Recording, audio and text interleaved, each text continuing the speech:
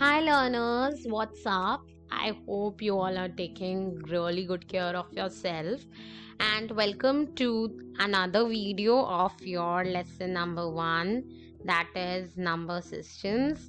So this is part 3. If you have not checked out part 2 or part 1, please go and check out. And by seeing the length of the video you must be thinking that it is a very long video. No it is not a long video, trust me. इसमें मैं आपका most part of the lesson cover करने की try कर रही हूँ, तो ये थोड़ा सा लॉन्ग हो रहा है, but trust me it is very good for you to watch it because it is very informative. Okay, most part of the lesson इसी वीडियो में कवर हो रहा है। अभी जो पिछले वीडियोस में आई tried to make your base, okay, and in this video I'm going to cover all of your concepts which are really important for chapter number 1. Okay, so please keep your registers handy. I always tell you to keep your registers. Make a register and note down all of the concepts in a register so that you can, whenever you get a doubt, you can quickly open it and see it. Okay, now in our previous class I told you that we are going to understand some rules of irrational numbers, how to solving of irrational numbers, right? मैंने आपको बोला था कि कुछ criterias होते हैं।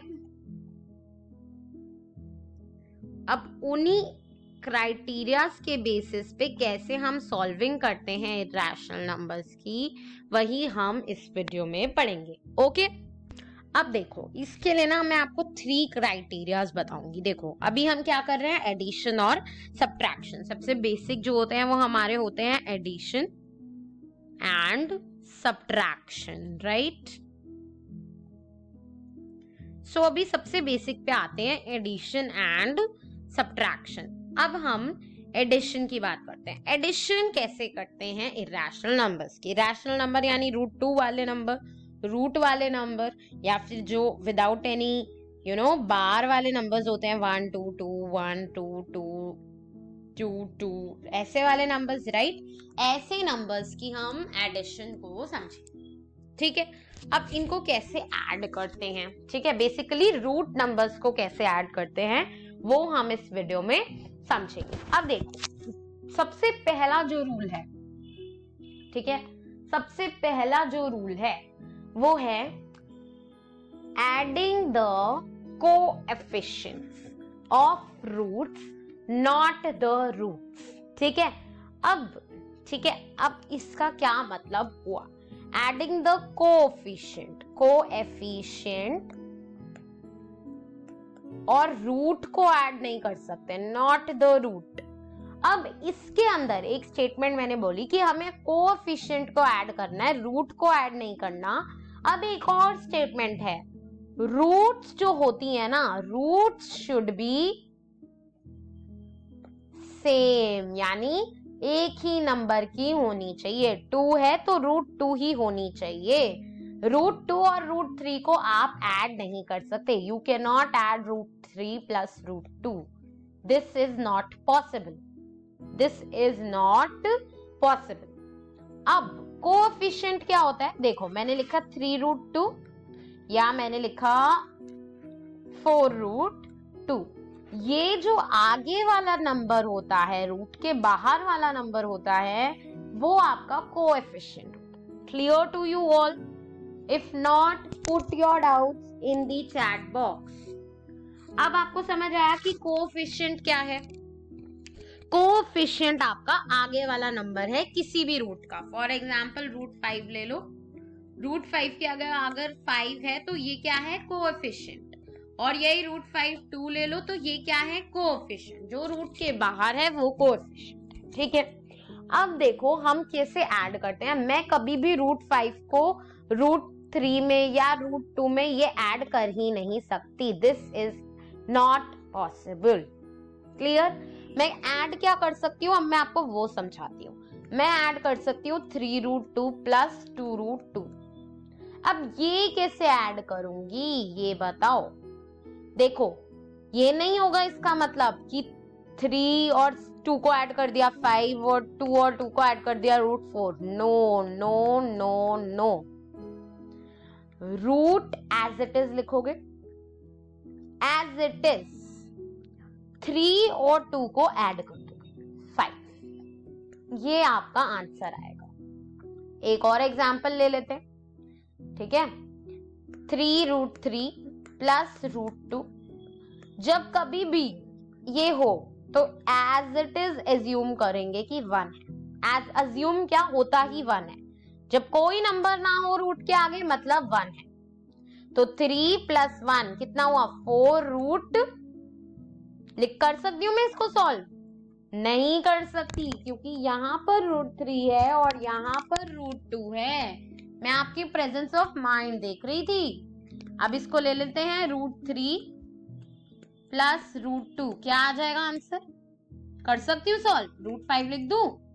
नहीं लिख सकती।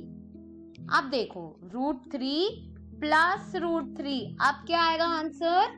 2√3, क्योंकि इसका भी कोएफिशिएंट 1 है, इसका भी 1 है। 1 + 1 2 और √3 तो हमें एज इट इज लिखना है।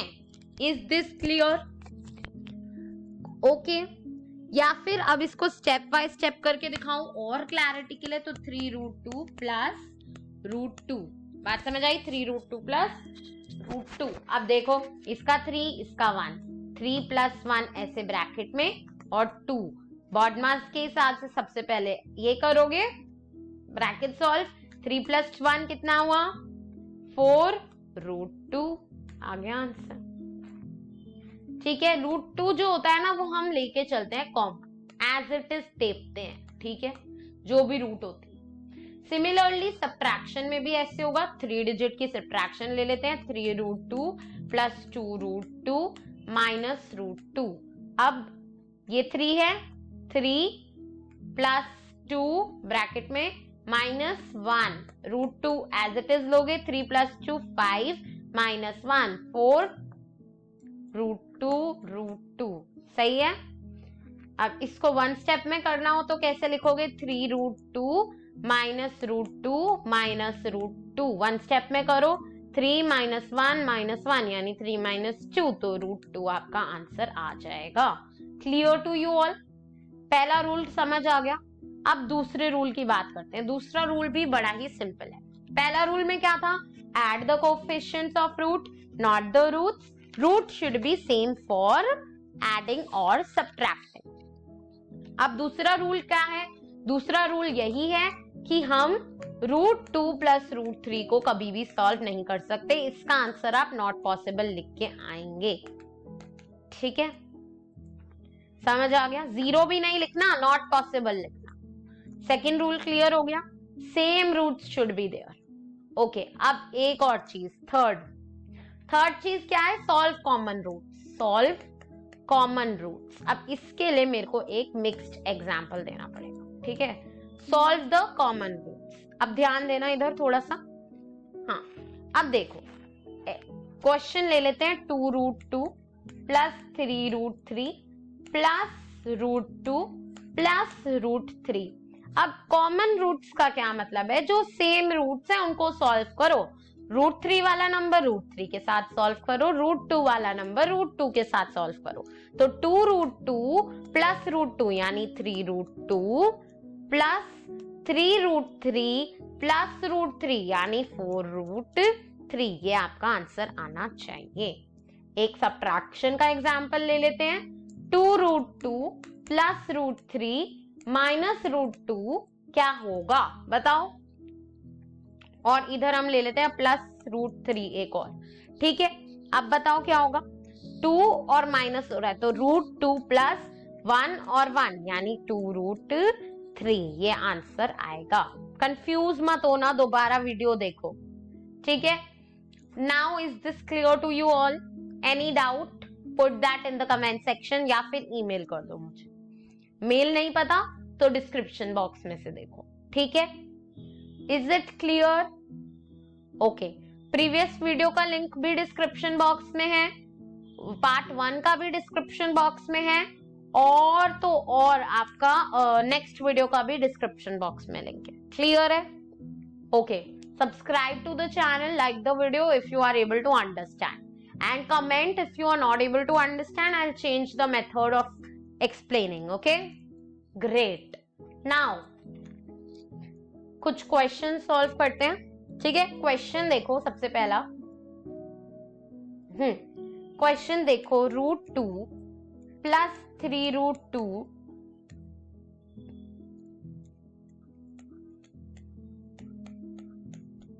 प्लस √8, यानी √2 प्लस 3√2 माइनस 2√3 प्लस √8. अब इसको कैसे करेंगे बताओ? Very good. √2 को एज इट इज लिख लोगे, प्लस 3√2, ठीक है, एज इट इज लिखोगे, माइनस 2√3. लेकिन √8 को हमें ब्रेक डाउन करना पड़ेगा, तो ब्रेक डाउन कर दो फिर. 2 इंटू 2 इंटू 2, इसको अंडरलाइन करो. √2 प्लस 3√2 माइनस 2√3 प्लस क्या आ जाएगा? 2√2. बात समझ आई? अब √2 ऐड करो. इसका 1 है, इसका 2 है, इसका 3 है, तो 3 प्लस 1 प्लस 2 यानी 4 प्लस 2 6√2 माइनस, हम 3 से तो कुछ नहीं कर सकते, माइनस 2√3. आंसर समझ आया कैसे निकाला हमने? Okay, brilliant. अब आगे नेक्स्ट, √27 प्लस √8 माइनस √3 माइनस √2. कैसे होगा? 27 को ब्रेक डाउन करो. चलो चलो. यस, 3 इंटू 3 इंटू 3, 3 का क्यूब होता है, प्लस √8 को ब्रेक डाउन करो, 2 into 2 into 2 minus √3 minus √2. Clear हो गया? 3 और 3 बाहर, 2 और 2 बाहर, तो √3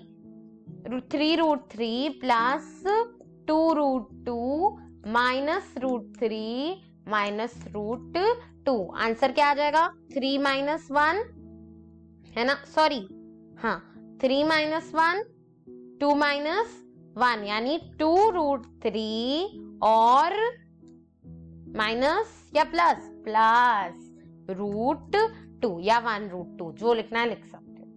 प्रेफरेबली √2 लिखो, बेटर होगा. ठीक है, ओके.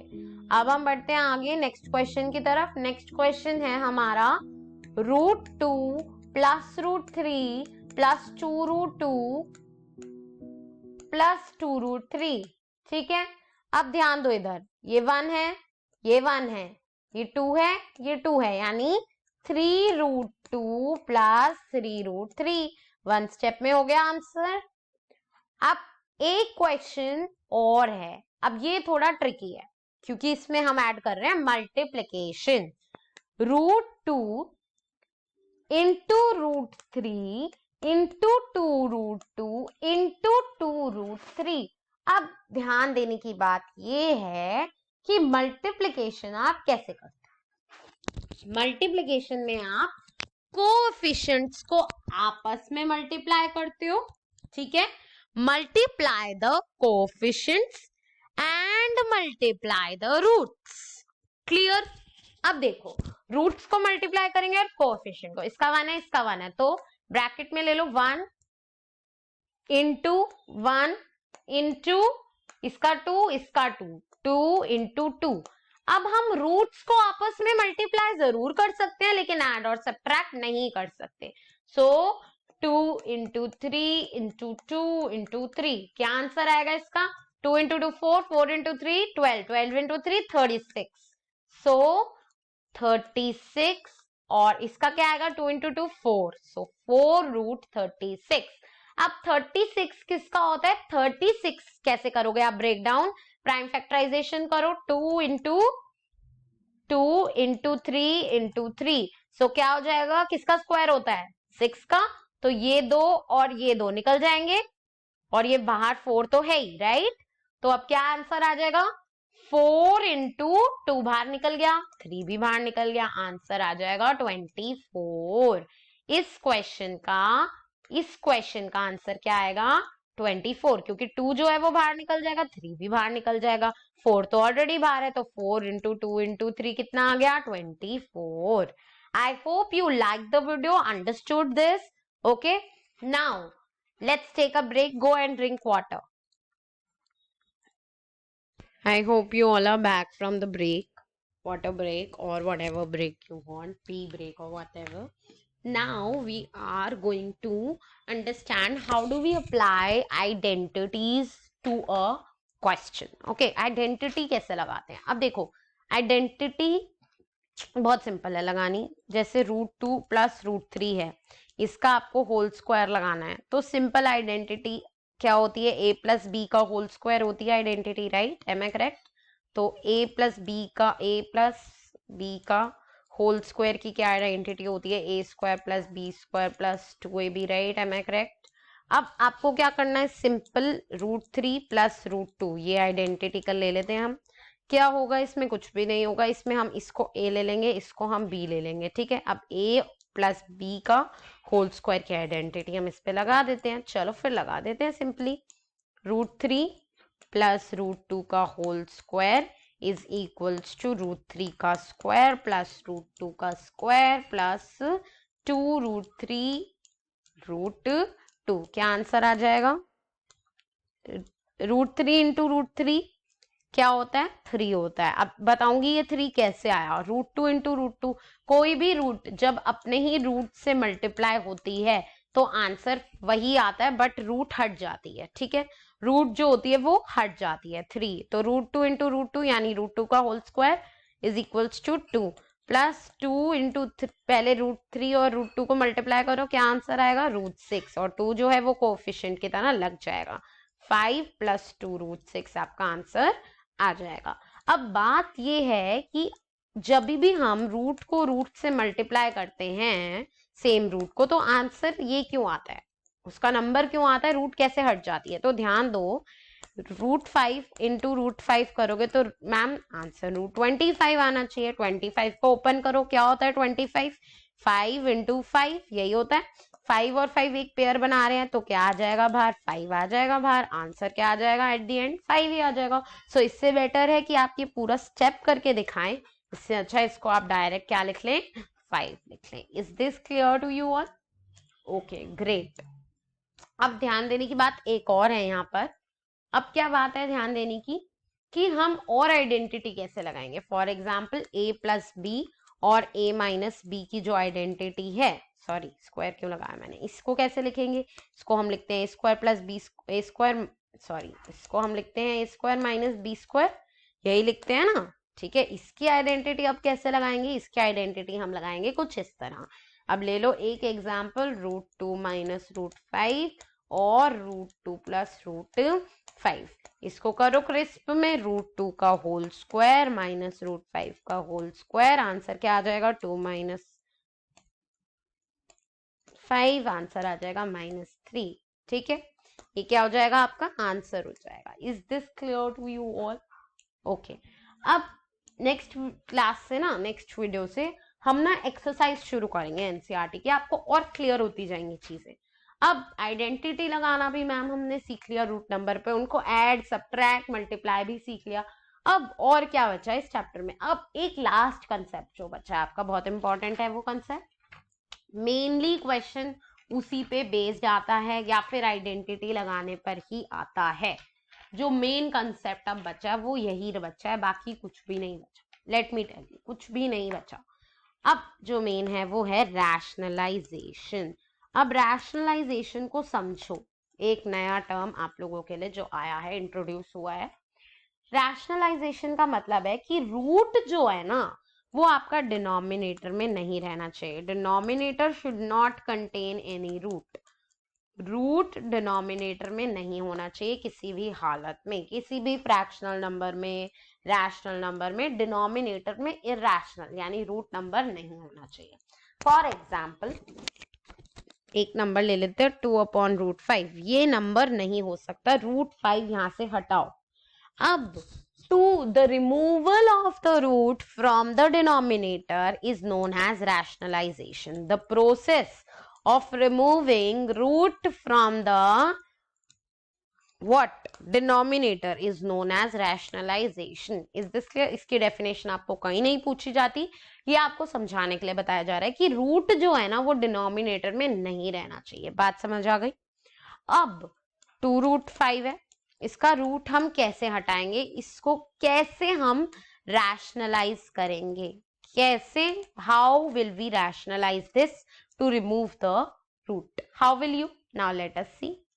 सिंपली जब आपका सिंगल नंबर है, इसको हम क्या बोलते हैं, मोनोमियल बोलते हैं, तो आपने पढ़ा ही है। जो सिंगल नंबर होता है जिसमें कोई दूसरा ऑपरेशन नहीं यूज हो रहा था मैथमेटिकल, उसको क्या बोलते हैं, यस, उसको हम बोलते हैं हमारा मोनोमियल। तो 2√5 क्या है, मोनोमियल है।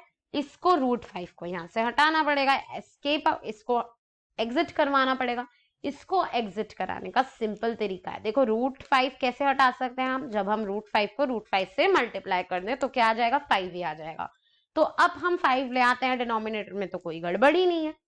सिंपली इसको आप √5 को ऊपर से, √5 को नीचे से क्या कर दो, मल्टीप्लाई। अब यहां पर लगा दो, मल्टीप्लाई करो, 2√5 आ जाएगा, ऊपर नीचे क्या आ जाएगा, यस 5 आ गया। लो जी, कोई दिक्कत नहीं हुई। अब एक और एग्जाम्पल ले लेते हैं। अब हम एग्जाम्पल ले लेते हैं 9√3 का। 9√3 इंटू ले लो आप, अच्छा 9√3 है सिर्फ, इसको रैशनलाइज कैसे करोगे, वेरी गुड, 9√3 को √3 से मल्टीप्लाई कर दोगे, √3 अपॉन √3, तो आंसर क्या आ जाएगा, 9√3, नीचे क्या आ जाएगा, 3, वेरी गुड। अब मुझे बताओ कि मैं 3 और 9 को काट सकती हूँ, क्योंकि ये क्या है, मोनोमियल है। मोनोमियल में हमेशा हम काट सकते हैं, बाइनोमियल पॉलिनोमियल में नहीं काट सकते। तो आंसर क्या आ जाएगा, 9 और 3, ऊपर 3 बचा तो 3√3 आपका आंसर आ जाएगा। ये एग्जाम्पल क्लियर हुआ रैशनलाइजेशन का। ओके, अब हम बात करते हैं रैशनलाइजेशन ऑफ बाइनोमियल। बाइनोमियल कैसे होगा रैशनलाइज, क्वेश्चन ये है। अगर मैं बोलूं, एक एग्जाम्पल से समझाती हूँ, 3/4 प्लस √3 को रैशनलाइज करो, क्योंकि √3 तो डिनोमिनेटर में नहीं रह सकता। कैसे रैशनलाइज करोगे, जो भी ऑपरेशन नीचे होता है ना डिनोमिनेटर में, फॉर एग्जाम्पल प्लस है तो ये किस में होगा चेंज, माइनस में, और माइनस है तो वो चेंज होगा प्लस में, ठीक है। Change plus into minus, minus into plus. अब क्वेश्चन है 3/4 प्लस √3, अब इसको क्या करोगे आप, मल्टीप्लाई बाय 4 माइनस √3 और नीचे 4 माइनस √3। बात समझ आ गई, क्लियर हो गया। 3 को पहले तो 4 माइनस √3 से, और इसको 4 प्लस √3 को 4 माइनस √3 से। बात समझ आई। अब 3 4 माइनस √3 और 4 प्लस √3 को आप कैसे लिखोगे, आइडेंटिटी लगा दो नीचे, एक प्लस है एक माइनस है, तो क्या करोगे, यस 4 का होल स्क्वायर माइनस √3 का होल स्क्वायर, नीचे आइडेंटिटी लगा दोगे, a plus b, a minus b equals to a square minus b square की आइडेंटिटी लगा दो। अब जैसे ही आपने आइडेंटिटी लगाई, 3 4 माइनस √3 अपॉन a का स्क्वायर यानी 16 माइनस 3, क्योंकि √3 इंटू √3 हो जाएगा, तो 3 इंटू 4 क्या होता है 12, और 3 और √3 क्या हो जाएगा, माइनस 3√3। अब ये कैसे हुआ, ये डिस्ट्रीब्यूटिव 3 को पहले 4 से मल्टीप्लाई करोगे, फिर 3 को √3 से करोगे। अब 16 में से 3 गया 13, तो ये आपका आंसर आ जाएगा, ठीक है। अगर कुछ आपका इसमें कैंसल आउट हो रहा होता है, जैसे फॉर एग्जाम्पल अगर यहाँ 3 की जगह 12 का कोई वो होता कैंसल फैक्ट, जैसे 4 होता, ठीक है, तो आप क्या करते, आप फिर 12/4 लेते, इसको अलग अलग करते, क्योंकि बाइनोमियल से आप काट नहीं सकते। 3/√3 करते अपॉन 4, फिर आप इसको 3 करते, फिर आप क्या करते 3 माइनस 3√3 अपॉन 4। बात समझ आई, ओके ग्रेट। अब हम देखते हैं एक और जिसमें दोनों रूट हैं, जैसे 2√5 अपॉन √2 प्लस √3, ठीक है, ये आपका एक एग्जाम्पल है। अब यहाँ पर हम क्या करेंगे, 2√5 को हमें रैशनलाइज करना पड़ेगा क्योंकि रूट तो हमें हटानी पड़ेगी। तो किससे रैशनलाइज करेंगे, प्लस है तो क्या हो जाएगा माइनस, कर दो फिर माइनस से रैशनलाइज। नीचे क्या लगा दोगे आइडेंटिटी, ऊपर इसको मल्टीप्लाई कर दोगे, 5 और 2 2√10 और माइनस 5 और 3 5 और 3 कितना हुआ 15, तो √15 और 2 तो ऐसे 2 और 2 अपॉन, ये अपॉन का साइन ऐसे वाला लगा रही हूँ मैं स्लैश, ठीक है, अपॉन नीचे तो √2 का स्क्वायर माइनस √3 का होल स्क्वायर, यही आएगा। अब इसको हम लिखते हैं तो हमारा क्या आ जाता है, √2 माइनस 2√15, सॉरी 2 और नीचे क्या आ जाएगा 2 माइनस 3, यही आएगा 2√10 माइनस 2√15 अपॉन -1।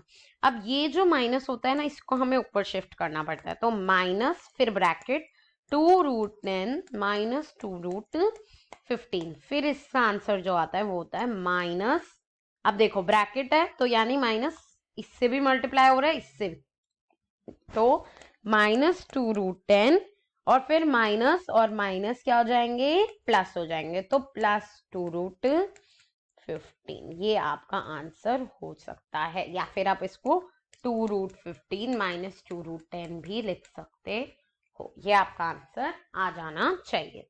अब रैशनलाइजेशन क्लियर हो गई। अब नेक्स्ट वीडियो में हम क्या करेंगे, ये वीडियो ऑलरेडी बहुत लंबी हो चुकी है, नेक्स्ट वीडियो में हम क्या करेंगे, हम सारे क्वेश्चंस ना इससे रिलेटेड, और उससे नेक्स्ट वीडियो में मैं ट्राई करूंगी कि आपके एनसीईआरटी स्टार्ट कर दें।